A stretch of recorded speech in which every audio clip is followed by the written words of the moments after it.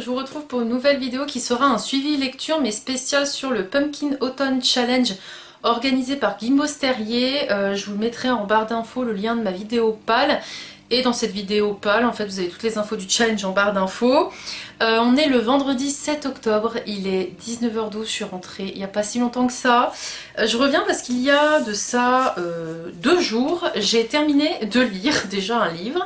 Il s'agit de Fable, le tome 1, L'aventurière des mers de Adrienne Young chez Rajo, que je m'étais pris en hardback, mais le hardback n'est pas dingue, hein. Je suis très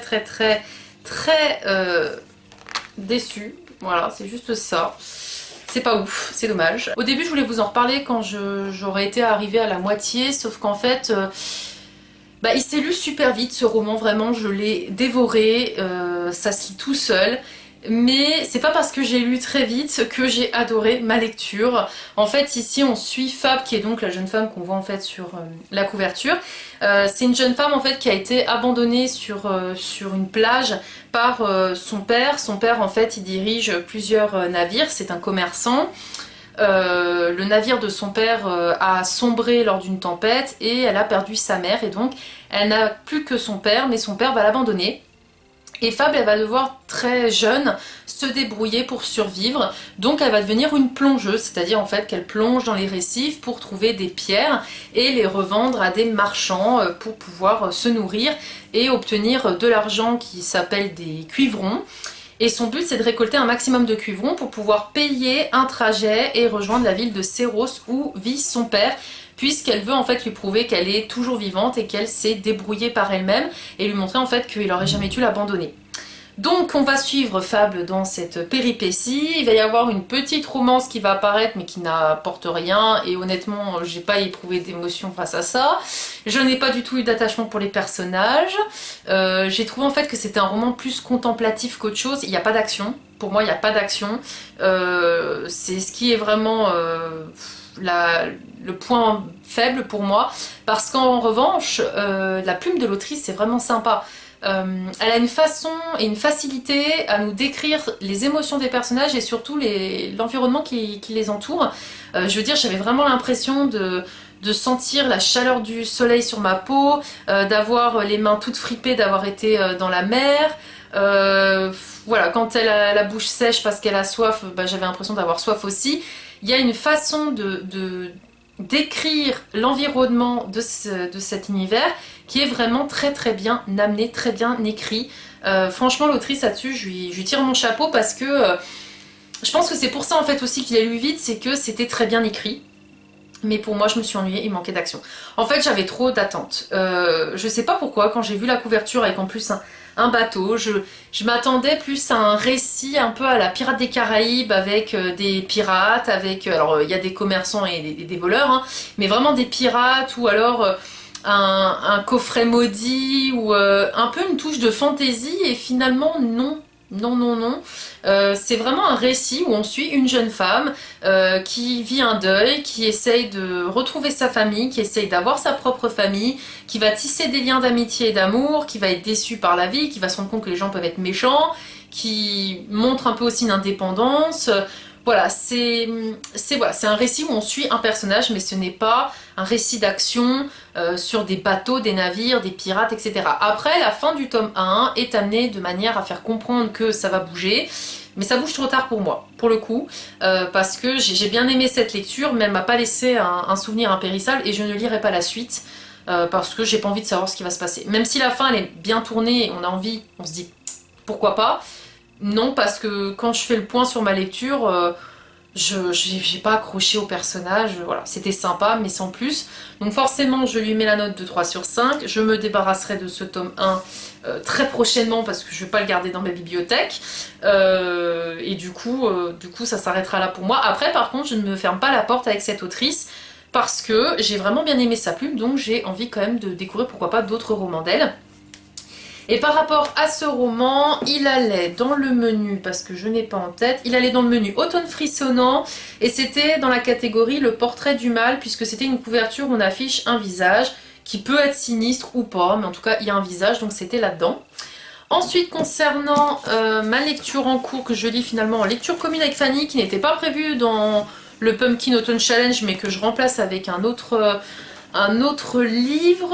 Celui-ci, il va aller dans la catégorie dark fantasy, obscurité, lumière, destinée, pouvoir, loyauté. C'est dans le menu Automne de l'étrange et donc le titre, la catégorie c'est In the Dark, I Hear a Call. De base je devais lire Dark Rise, que je lirai peut-être, mais du coup, au cas où, je le remplace par Nevernight, le tome 2, donc c'est les grands jeux de J. Christophe chez De Saxus, que je lis du coup en lecture commune avec Fanny, parce qu'avec Fanny on avait lu le premier tome, je vous mettrai le lien d'ailleurs de la vidéo en barre d'infos.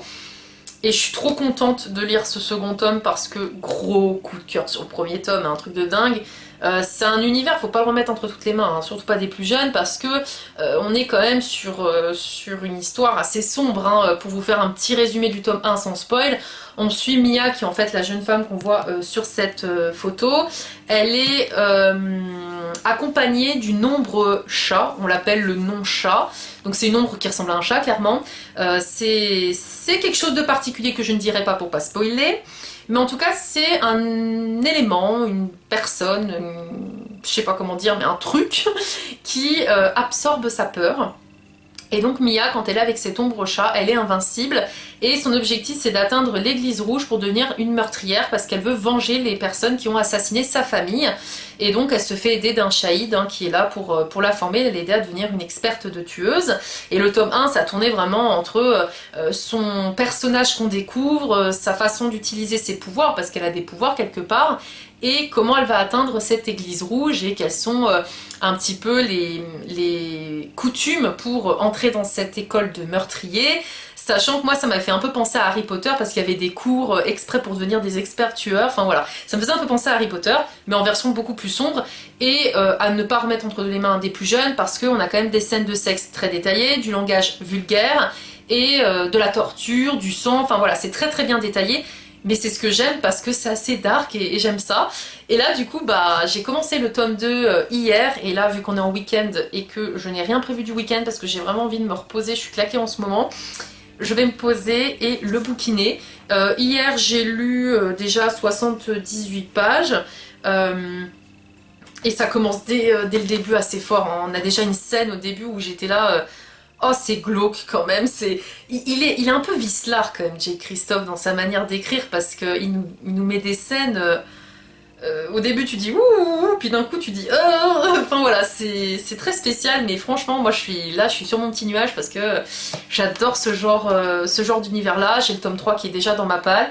Je pense que d'ailleurs le tome 3 je éviterai de mettre trop d'espace entre les deux parce que j'aimerais bien finir Nevernight avant de lire sa nouvelle saga L'Empire des Vampires. Que je suis très intriguée de voir son écriture dans un univers de vampires parce que je trouve qu'il a vraiment sa plume, cet auteur, il a vraiment son univers, il a sa patte, comme je dirais, il a sa patte. Et avec moi ça fonctionne quoi. Dès qu'il y a des trucs de façon un peu glauque ou quoi, ou sanglant, je suis sur mon nuage. C'est assez bizarre de dire ça, mais là je sais que je vais avoir de l'action. Et quand je vois le titre Les Grands Jeux et que derrière je vois une arène, je m'attends à un truc avec des gladiateurs ou... Voilà, peut-être que je m'enflamme, mais je n'ai pas lu en plus le résumé parce que je n'ai pas envie de savoir ce qui va se passer. Mais en tout cas, si vous ne connaissez pas Nevernight et que vous aimez la fantasy et surtout une fantasy sombre, de la dark fantasy un petit peu, parce que là je trouve qu'on est vraiment sombre dans l'univers, bah foncez parce que c'est vraiment génial. Et du coup je reviendrai vous en parler cette fois-ci quand je serai arrivée à la moitié parce que vu le pavé que c'est, je pense qu'il va s'écouler des jours d'ici que je vous en parle à la moitié parce que si je vous en parle qu'à la fin, ça va faire trop bizarre. Donc je reviendrai vous en parler quand je serai arrivée à la moitié. Hello, je vous retrouve, on est le lundi 17 octobre, il est 8h10. Je suis en télétravail, c'était pas prévu, mais pénurie d'essence. Et moi je fais partie des personnes qui attendent toujours d'avoir plus qu'une barre pour aller mettre de l'essence. En soi, je pense que c'est logique, sauf que là, bah, je me suis fait avoir puisque toutes les stations essence n'ont plus d'essence. Puisque les gens se sont rués dessus. J'ai fait 9 stations essence samedi. 9. J'ai tourné pendant 2 heures de temps, donc j'ai bouffé encore du plein pour me retrouver sur la réserve. Donc je vais devoir attendre que la station à côté de chez moi soit réapprovisionnée. Et je ne sais pas quand, parce qu'aujourd'hui ils sont fermés, que voilà, c'est génial. Franchement, on vit à une époque... moi je comprends plus rien. Déjà on s'est pris le Covid dans la tronche, ça a déjà pas été évident niveau humain. Mais alors là, avec toutes les pénuries qu'on nous annonce, ça devient compliqué. En fait, on en vient de devoir garder son essence pour aller au boulot, mais plus pour les loisirs. Moi, je suis pas sortie du week-end à cause de ça, puisque j'avais plus d'essence, et que mon mari avait à peine pour faire la semaine. Donc là, je suis en mode à regarder, à appeler des stations essence, pas trop loin de chez moi pour pas tomber en panne, pour essayer d'avoir de l'essence. Je vous jure, je suis saoulée. Bref, mais je reviens pas pour vous parler d'essence, je reviens parce que je suis arrivée à la moitié de Nevernight.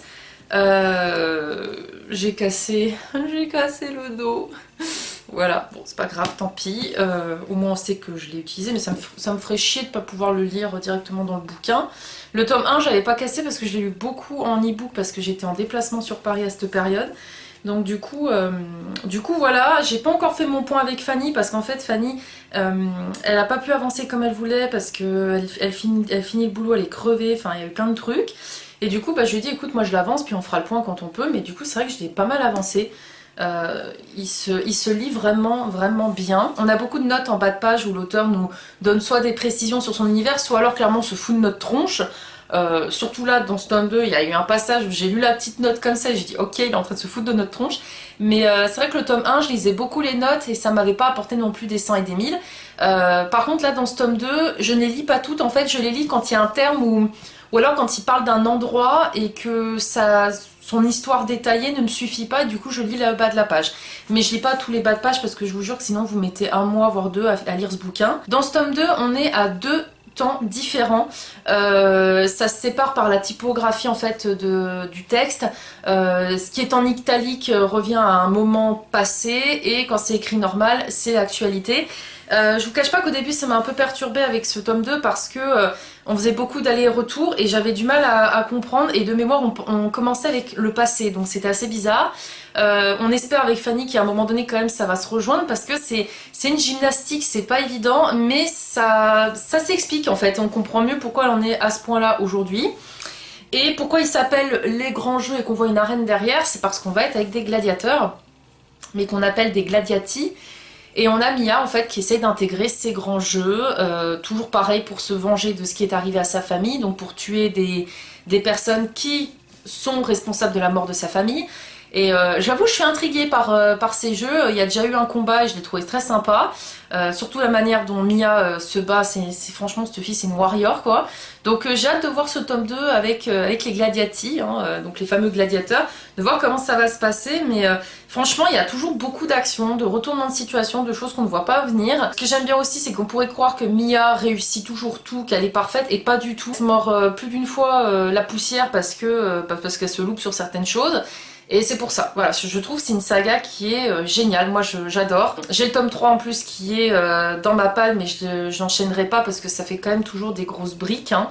Voilà, mais vraiment si vous aimez des héroïnes badass, un univers sombre, avec des combats, du sang, parce que franchement je vous jure que les détails qu'on nous donne, on nous parle de sang, de vomi, de merde, etc. Je vous cache pas, il y a beaucoup de détails sur l'odeur, sur ce qu'on voit. Si vous êtes sensible, abstenez-vous parce que je vous cache pas que moi, par exemple là ce matin, j'étais en train de déjeuner, j'ai lu un passage, j'ai commencé à faire comme ça parce qu'il nous parlait justement des gueulons, et que de lire du vomi dès le matin quand t'es en train de déjeuner, c'est pas ce qu'il y a de mieux quoi. Donc voilà, c'est juste ça qui est un peu ce qui secoue en fait et qui peut perturber. Mais sinon par contre j'adore la plume de l'auteur et j'adore en fait la façon dont les personnages ils s'envoient des scuds dans la tronche. Moi ça me fait rire, et il y a des fois franchement on ne devrait pas rire parce qu'on est quand même dans un univers sombre, mais moi je rigole des fois parce que il a une manière d'amener les choses, l'auteur, c'est franchement dingue, ça me fait trop rire.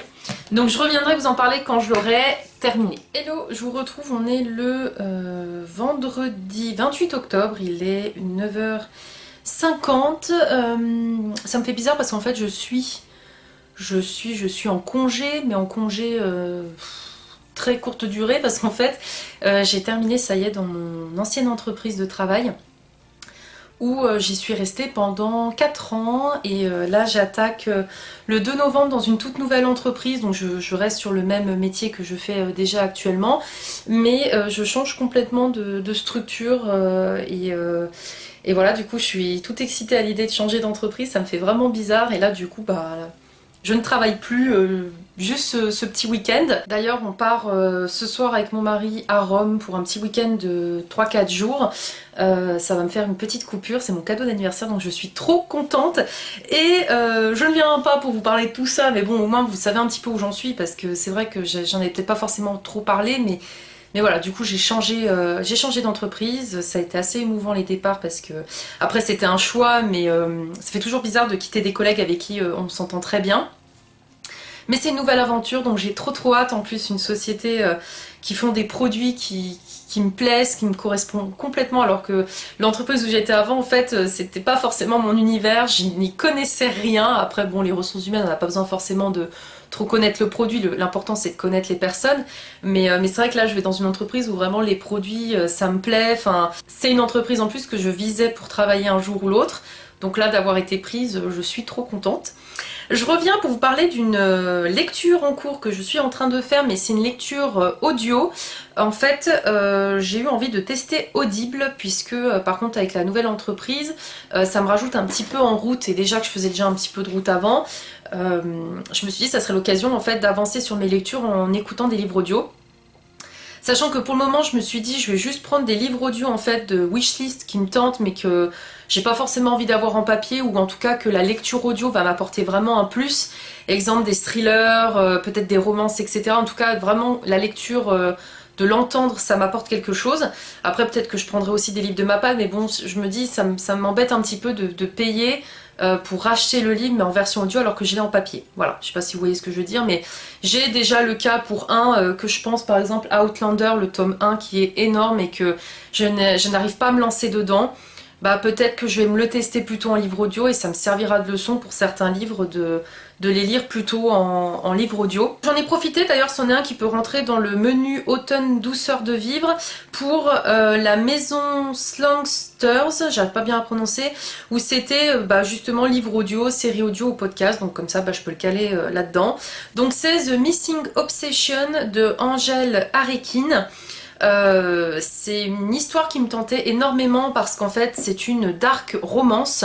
J'en suis arrivée à la moitié aujourd'hui et je crois que ça fait 3-4 jours. Ouais, ça doit faire 4 jours que je l'ai, le livre audio, mais je l'écoute beaucoup.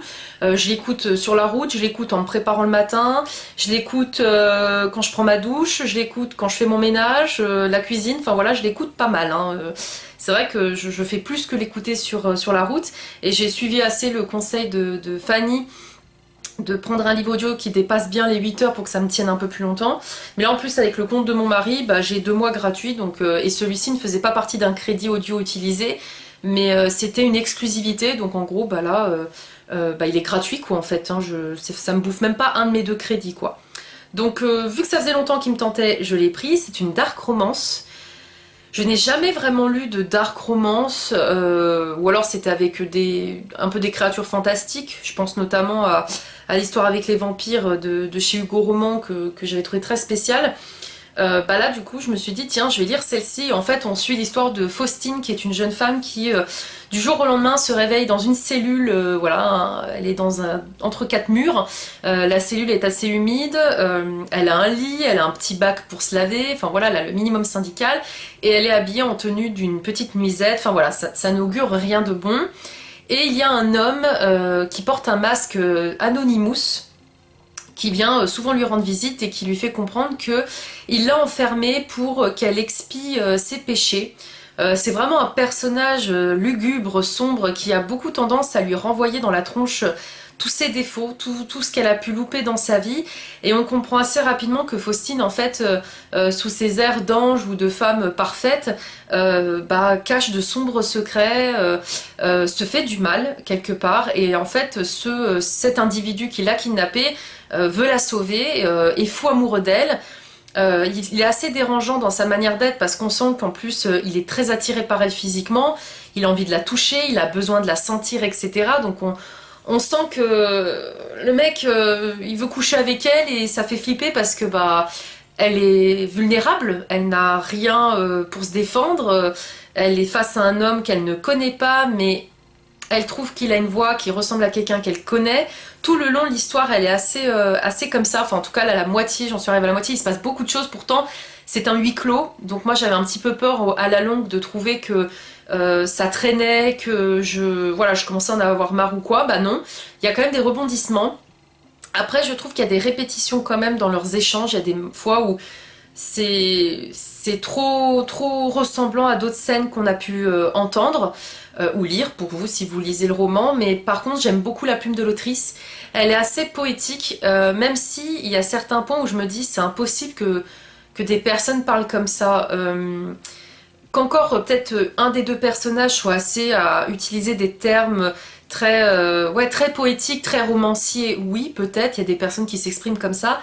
Là, les deux, à chaque fois, parlent de tu ne souilleras pas mon âme, enfin, tout des termes un petit peu où je me dis, mais dans la vie de tous les jours, je pense pas que tu iras dire à ton agresseur tu ne souilleras pas mon âme, c'est plutôt t'es un fou, va te faire soigner, machin et tout. Et même si Faustine, elle a des réactions comme ça, il y a des moments où je trouve que c'est très romancier. Ouais, en fait, c'est vraiment romancier.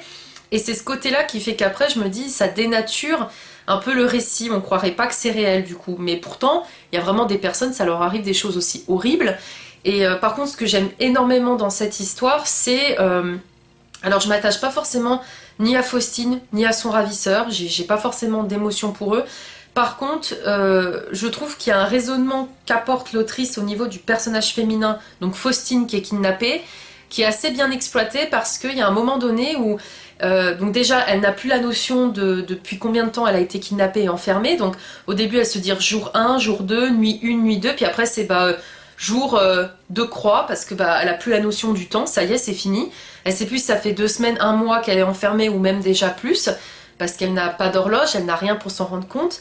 Et ce que j'ai bien aimé aussi, c'est qu'à un moment donné, on a le personnage qui en vient à se dire qu'est-ce que je dois faire pour survivre? Est-ce que je dois lui résister ou est-ce que je dois lui céder? Et ça, je pense que c'est fort probable qu'une personne qui se retrouve à la merci d'un bourreau puisse essayer d'analyser son bourreau pour savoir qu'est-ce qui pourrait faire que ça la maintiendrait en vie. Parce que là, faut se dire quand même qu'elle est kidnappée, qu'il n'y a que lui qui lui apporte à manger. En plus, il est bien sympa, il lui apporte ses plats préférés. Mais si elle se comporte mal ou quoi, elle se dit qu'il peut la tuer, ou même pire encore, la torturer. Donc c'est vrai qu'elle a une approche où au début je me suis dit mais tu peux pas lui céder, enfin c'est un fou, tu peux pas lui donner ce qu'il veut, c'est pas possible. Et après je me suis dit ouais mais attends, si t'étais à sa place et que t'es face à quelqu'un qui peut te faire souffrir, qui peut te tuer, bah peut-être que t'essaierais de le comprendre pour pouvoir t'en sortir. Donc j'ai trouvé que ça c'était vraiment bien amené. Et c'est vrai que du coup, Faustine, finalement, elle a des raisonnements qu'on comprend. Et elle n'est pas folle parce que plus d'une fois, elle dit quand même qu'elle ne veut pas développer le syndrome de Stockholm. Donc c'est-à-dire en fait de tomber amoureuse de son kidnappeur, de son bourreau. J'ai trouvé que c'était très bien amené. Voilà. En tout cas, même la personne, la lectrice qui lit l'histoire, je trouve qu'elle met vraiment bien l'accent où il faut. Elle monte la voix quand il faut la monter. Elle chuchote quand il faut chuchoter. On voit bien la distinction entre la voix de Faustine et la voix de son ravisseur. Donc franchement, en tout cas, niveau lecture audio, je signe à 100%. C'est vrai que par moments, moi, ça me fout les frissons, les scènes, comment elle les raconte. Parce que moi j'arrive facilement à m'imaginer être dans la cellule avec Faustine et sentir l'humidité de la pièce, quand elle dit qu'elle sent du sang sur elle, enfin voilà, tous ces petits détails, j'arrive à m'immerger dans l'histoire, donc c'est vraiment un gros plus. Donc je reviendrai vous en parler quand j'aurai terminé, sachant que je l'écoute en audio en complément de Nevernight. Nevernight, il me reste 6 chapitres. Je vais peut-être le terminer à Rome, durant mon petit week-end, parce que j'aimerais bien quand même le finir. Mais en même temps, j'écoute ce livre audio et vu que c'est 2 histoires complètement différentes, ça me va très très bien. Par contre, moi je pense que la fantasy, je resterai sur le fait de les lire en format papier, parce qu'en audio, je pense que je pourrais peut-être me paumer. Mais par contre, voilà, la dark romance, ça reste quand même spécial. Ce roman n'est pas à mettre entre les mains des plus jeunes, parce qu'il y a des scènes quand même violentes, psychologiquement et physiquement. C'est quand même une femme qui subit des sévices, donc forcément, quand on en est une, on essaie de ressentir ce qu'elle ressent, ou en tout cas, on s'imagine facilement. Donc moi, il y a des passages où c'est dur. C'est quand même dur, mais j'avais envie de découvrir une histoire comme ça, de comprendre en fait qu'est-ce qui fait qu'on a des histoires comme ça. Est-ce que ça plaît à des personnes? Il y en a, ils adorent la dark romance. Mais ça reste quand même des relations d'autodestruction, parce que c'est pas un amour sain, c'est un amour glauque, noir, comme on le dit bien, un dark romance. Mais voilà, je reviendrai vous en parler à la fin, mais je sais déjà que c'est pas une histoire où je vais dire c'est un coup de cœur, ou alors j'ai adoré les personnages, ou oh, c'est une romance que j'ai envie, parce que non, en fait, c'est pas du tout une relation qui me fait envie. Le gars, il fait subir des choses à la fille, elle est face à un bourreau, enfin non, c'est pas du tout une histoire idyllique sentimentale, c'est pas du tout les romances que j'adore, je voulais la tester, mais pour moi, je le vois plus comme un thriller en fait, un thriller romantique, je sais pas comment expliquer, mais un thriller en tout cas qui tourne autour d'une romance destructrice. C'est plutôt comme ça que je le vois, mais voilà, c'est pas à mettre entre les mains des plus jeunes, parce qu'il y a des gros trigger warnings de torture, d'attouchement sexuel et quand même de viol, parce que voilà, il y a quand même certaines scènes où même si le bourreau lui fait comprendre que ce n'est pas une agression sexuelle parce que son corps le veut ou que elle ne dit pas non ouvertement, gros trigger warning parce que c'est quand même de l'abus sexuel et c'est quand même du viol. Voilà, donc je vous le dis juste, si vous êtes sensible à ça, parce que j'en fais partie et du coup certaines scènes, je vous avoue, je suis pas hyper bien, faites attention parce que voilà, c'est un roman qui peut heurter la sensibilité des plus jeunes mais même des plus vieux, parce que la preuve, j'ai 28 ans et là il y a un passage où je me suis dit, en plus à l'écouter, la lectrice vu qu'elle fait bien les voix, ça fout froid dans le dos et ça met mal à l'aise en fait. Voilà, on n'est pas bien dans cette histoire parce qu'on sait que c'est glauque, c'est sombre et que c'est destructeur. Donc voilà, je reviendrai vous en parler quand je l'aurai terminé, mais voilà, pour le moment je suis curieuse. Hello, je vous retrouve, on est le vendredi 4 novembre, il est 7h20 et je vais partir travailler. Je reviens parce qu'en fait, j'ai été à Rome récemment et j'ai terminé là-bas Nevernight. Je vous rassure, j'avais pris en e-book parce que vu la taille du bouquin, laissez tomber. Donc j'ai terminé à Rome et franchement, c'est une excellente lecture, j'ai franchement adoré. On est face à une Mia qui m'émerveille, franchement, qui me surprend au fur et à mesure de l'histoire. Franchement, elle est impressionnante. Il y a énormément de retournements de situation dans ce second tome. Il y a plus d'une fois où je me suis même dit... Mia, là tu pars sur une mauvaise pente et tout, et finalement elle me surprend agréablement, donc franchement génial. On a vraiment des gros combats de gladiateurs. En plus moi, vu que j'étais à Rome, j'ai visité le Colisée et vu que je lisais Nevernight en même temps, j'étais à fond, j'imaginais trop Mia en train de combattre avec les gladiateurs. Franchement c'était trop bien. Le premier livre, on va dire, il est un peu long parce qu'en fait on retrouve Mia où c'est qu'on s'était arrêté dans le tome 1. On la suit en fait jusqu'à arriver pour participer au grand jeu, hein, au Mani. Et du coup c'est vrai que cette partie là est un petit peu longue. Par contre dès qu'on attaque le livre 2 et le livre 3, parce que c'est découpé en livres à l'intérieur, là ça va super vite, et surtout le livre 3 qui est bourré d'action, de retournement de situation, encore une fois de meurtre, de trahison. Franchement, si vous n'avez jamais lu Nevernight, foncez. Moi c'est vraiment une saga que j'adore. Avec Fanny on va se lire le tome 3, on a dit idéalement début janvier, parce qu'on veut terminer la saga, on veut pas trop la faire traîner, mais c'est vrai que la fin de celui-ci, je vous jure, j'ai envie de me jeter sur le tome 3, mais vu la pavasse, j'aimerais faire une petite pause quand même dans l'univers. Mais si par exemple vous achetez un livre à la fois et que vous commencez Nevernight, vous allez vouloir lire la trilogie d'un coup. C'est vraiment l'effet que ça fait, mais je me calme parce que vu l'épaisseur quand même, j'ai pas mal de bouquins à lire aussi dans ma palle, mais honnêtement, une très bonne lecture, c'est un coup de cœur, je lui ai mis la note de 5 sur 5 et je vous laisse le lien de ma chronique en barre d'infos. J'ai ensuite terminé le livre audio The Missing Obsession de Angèle Arekin, que donc j'ai écouté chez Audible, et franchement ce livre m'a laissé vraiment perturbée. Mais vraiment. Donc par rapport à Faustine qui est donc entre quatre murs, qui a été kidnappée, son ravisseur qui la connaît super bien, qui la force un petit peu à la réflexion, et il la force aussi à se souvenir de son passé, parce qu'en fait ces deux personnages ont un passé en commun, je ne vous dirai pas lequel, mais un passé très douloureux. Il y a vraiment des passages compliqués à lire, la lectrice en plus explique vraiment bien, mais bien l'intonation où il faut. Moi j'avais franchement de la peine pour les personnages, même si ils ont une part de folie quand même commune. Il y a des façons de faire, des réactions, des actions qu'ils ont pu avoir où ça m'a laissé perturber, où je me suis dit mais je comprends pas cette réaction, je comprends pas pourquoi s'affliger ça, pourquoi se faire du mal comme ça. Mais on est face en fait vraiment à deux personnages qui sont fous amoureux l'un de l'autre, et en même temps c'est un amour qui est destructeur. C'est un amour qui autant les aide que les détruit, tout simplement. Mais quand on termine le roman, on a limite envie de le recommencer depuis le début, parce qu'on se dit il y a encore d'autres choses à dénouer devant cette histoire. C'est vraiment bien amené, bien construit, ça va au-delà de ce qu'on pourrait croire. Moi je m'attendais vraiment à un huis clos et basta. Un huis clos, une fille kidnappée avec un mec qui porte un masque d'Anonymous et basta. Et bah pas du tout, ça va bien au-delà de ça. Je trouve que l'autrice arrive facilement à retranscrire la folie chez ses personnages. C'est vraiment malaisant, on se sent pas bien dans cette lecture en fait, on est triste, on est apeuré, on est angoissé. Voilà, moi je suis passée par tout un tas d'émotions, il y a beaucoup de passages durs, vraiment. Autant psychologique que physique, je pense que je vous l'avais déjà dit, mais bon, gros trigger warning sur justement des violences physiques qui incluent notamment des attouchements sexuels et du viol.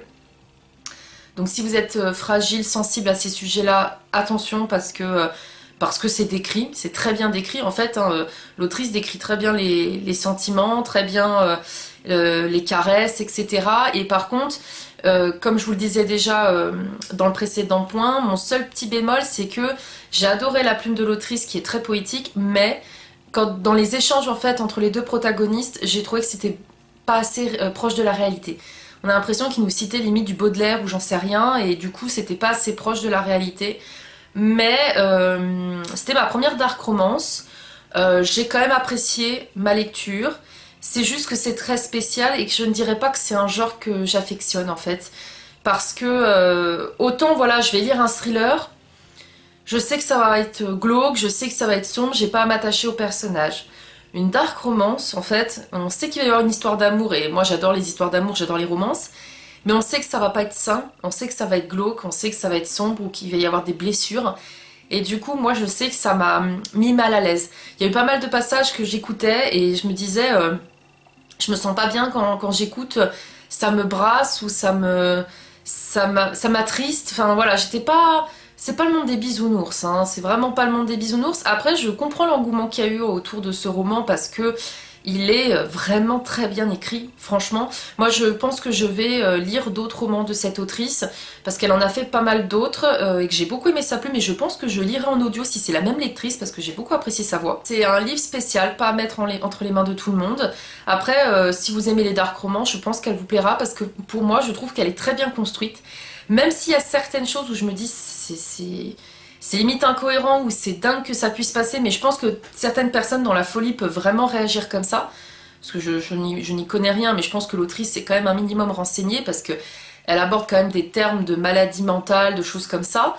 C'est très complexe, mais super intéressant. Donc j'ai bien apprécié ma lecture, mais ça reste très particulier. Je tiens encore à le souligner, moi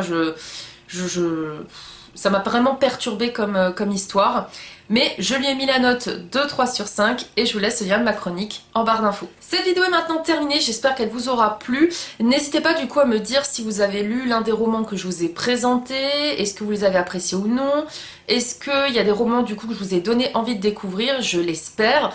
En tout cas, pour ce premier suivi lecture sur le Pumpkin Autumn Challenge, je suis plutôt contente parce que grâce aussi au livre audio, j'ai pu avancer.